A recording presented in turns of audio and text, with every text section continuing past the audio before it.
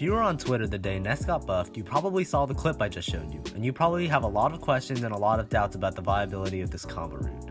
At the time of posting, I didn't have a reliable way to test all the possibilities with DI, SDI, and buffered options, so I didn't provide anything at the time. However, thanks to the training mode mod pack, I was able to test everything I needed in order to make myself knowledgeable enough to talk about this, so I decided to make this guide. I discovered the flying magnet and its combo potential about a year ago, and all the labbing I've done with this since then has led me to this moment where I get to share everything. I'm going to explain how to execute this tech, setups, combo routes, and limitations of this tech. Without further ado, let's begin. Before we can get into the tech, we need to talk about how Ness's magnet actually works. It has an initial hit on frame 7 to 12 of the move that combos into Ness's aerials very reliably, but if you hold the magnet, it'll generate another hitbox every 20 frames.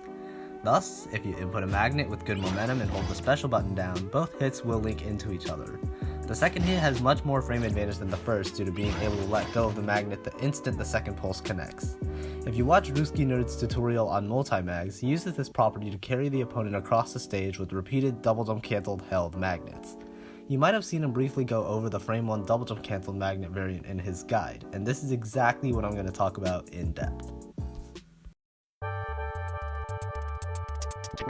Frame 1 double jump cancelled magnet, or flying magnet as I like to call it, is a frame perfect technique, and I know that doesn't sound good, but trust me when I say that it'll become second nature with a bit of practice. To input this, you need to hold forward and press jump on one frame, and press special while rolling the stick downwards on the very next frame.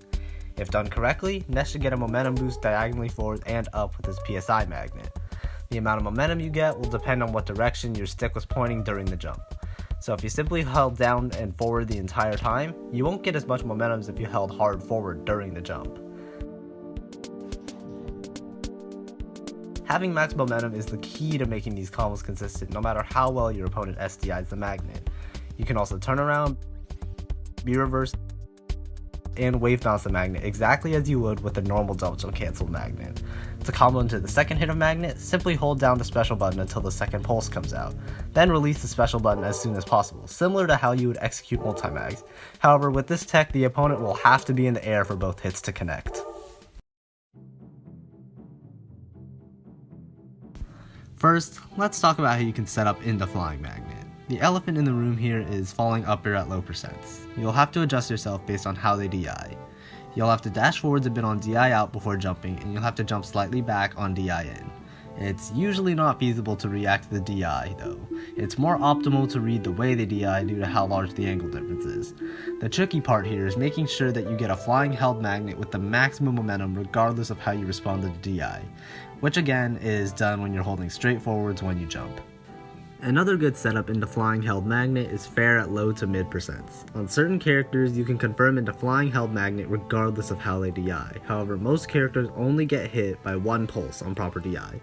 It's also good to know that this is the only way to reliably link fair into magnet, as most of the time when you see fair to magnet, it's not done in a way that guarantees the hit. If you do a flying magnet after fair, the combo will be guaranteed at around the same percent ranges as fair to fair. Whether or not you'll be able to combo into a second hit magnet will depend on the character and the way the opponent DIs. Dare at mid percents is also a feasible setup into this tech, and it works on everyone except Pichu. The problem with this setup is that it's hard to land and you have to hard read the DI. You dash forwards and input flying magnet on DI out, backflip and input flying magnet on no DI, and you have to dash back and be reverse flying magnet on DI in. Because of how quickly you have to input one of these, it's really hard to react to all of the DI reliably. So you most likely have to anticipate the way they're DIing and preemptively cover it if you want to get flying magnet out of it. You're most likely going to be getting dare out of things like platform tech chases and air dodge reads. The last common setup that I'm going to be talking about is double jump cancelled PK fire. Depending on how floaty the character is, you can confirm into an instant flying held magnet. This will work regardless of DI and SDI, however on fast followers it won't work on the ground. PK Fire on the platform also confirms in the drop-down flying magnet, opening up opportunities to get this out of platform tech chases. Now, obviously, there are more setups here than what I've just described, but these are the setups that you will most likely be hitting the opponent with in an actual match. Flying Magnet has much more frame advantage than a normal magnet due to taking advantage of the second hit. This allows us to combo into every aerial and PK fire on most characters. Depending on what you follow up with, you can combo into another flying held magnet. The most basic combo route is what I like to call the Flying Man combo. You start with the landing up air, then you follow up with a flying held magnet into another falling up air, follow the DI on the up air and perform another flying held magnet. After that, combo it into dare to kill the opponent. Before the patch, held magnet to dare only worked on characters Zelda and lighter, but thanks to the 9.0 patch removing 2 frames from the startup of Ness's dare, it works on most of the cast. However, select few characters have options to get out of the dare setup. More on that later. You don't have to lead into the flying held magnet with up air though. You can use any setup into it and the combo will connect.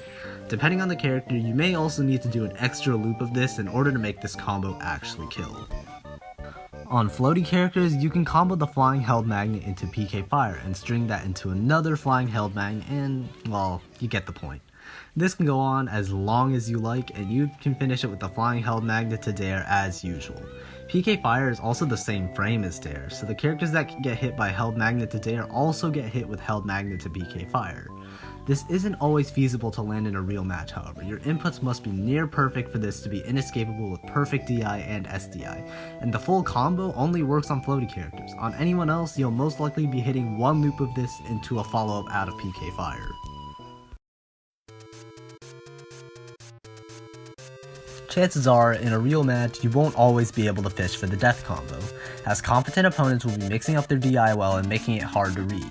Thus, it's important to know about other combo variations that you can do out of this tech. Again, Flying Held Magnet can combo into every aerial and PK fire, and you can combo those into most of Ness's kit.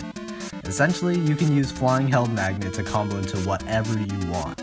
The only limit here is your imagination. Here are a few sample combos to give you some ideas of what kinds of combos this technique opens up for us.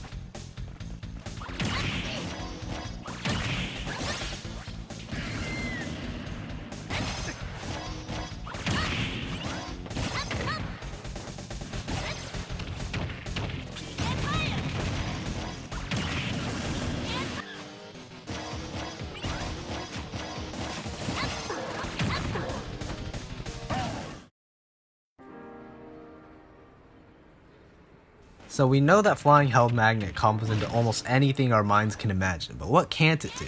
Well, as I said earlier, Held Magnet to dare doesn't work on certain characters. Characters heavier than Ganon can air dodge out, Incineroar can use Revenge, Luigi can Cyclone, Shotos can use Focus, Yoshi can double jump out, Ivysaur and Charizard can switch out, and Pichu, well, Pichu.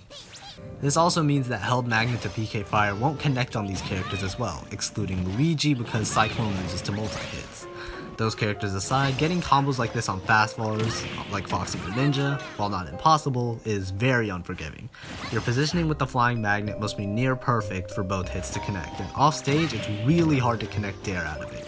It's also really hard to input this tech at all without custom controls if you're using a GameCube controller, as the jump and special buttons are somewhat far apart on default controls and it would require insane finger speed to execute this correctly. To make this easier, you can either set a trigger to jump or special, or set your C-stick to specials, both of which require sacrifices that may not be worth it for GameCube controller users. If you use a Pro controller, default controls should work just fine, but a special on a trigger will make it less stressful on your hands, and given that you probably don't use all 4 shoulder buttons in your gameplay, I highly recommend setting one of these to special moves. So, after all this, you're probably wondering, what does this mean for the future metagame? In my opinion, this actually doesn't change anything drastically. Ness already has an amazing combo game and amazing advantage state. The way I see it, this is a major upgrade on something that Ness was already good at to begin with, and it doesn't exactly cover up his weaknesses as a character. What this does mean though is that neutral versus Ness will have to be played differently. as a Ness player that has mastered this technique can deal tons of damage or even kill off of a good opening, regardless of the percent. This will lead to the opponent having to play a lot more passively so that they don't commit hard enough for the Ness player to get this combo started, which can lead to better conditioning and baiting on the Ness's end. The fact that Ness can combo his opponents to oblivion means that his fear factor in neutral will be much stronger than before. However, Ness's bad matchups will most likely stay that way, as the reason why he loses those matchups is mostly unrelated to his combo game and advantage state. This is ultimately what I meant when I said that this doesn't drastically change Ness's performance in the current meta. However, it makes him much more of a pain to play against than before. Before I end the video, I want to give a shout out to Tone for discovering multi-magnets and ultimately inspiring me to lab this variation of the technique. I also want to give a shout out to Baple and Ruski Nerd for helping me with this video, and I want to shout out Greenix for labbing Flying Magnet alongside me and constantly finding new possibilities. And finally, I want to plug a Discord server called PK Gang. It's full of people that are knowledgeable of this tech already and are currently looking to find even more applications and combo routes for it. I will link the socials in the description. Thank you all so much for watching, and I'll catch you all later.